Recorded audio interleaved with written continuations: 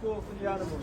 You're a brave little child. We want justice. For the animals! We want justice. For the animals! We want freedom. For the animals! We want freedom. For the animals! We want justice. For the animals! Torture, death, and exploitation. Pocket for this corporation!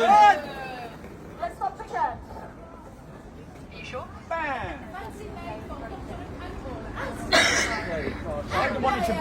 We're here for a national protest.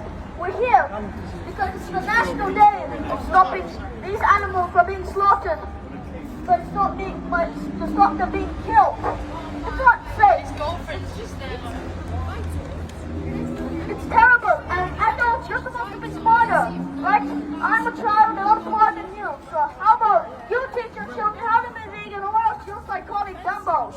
You're being dumb, and all of you have to stop this darn thing. Otherwise, you're going to literally kill the world, kill the animals, kill yourself.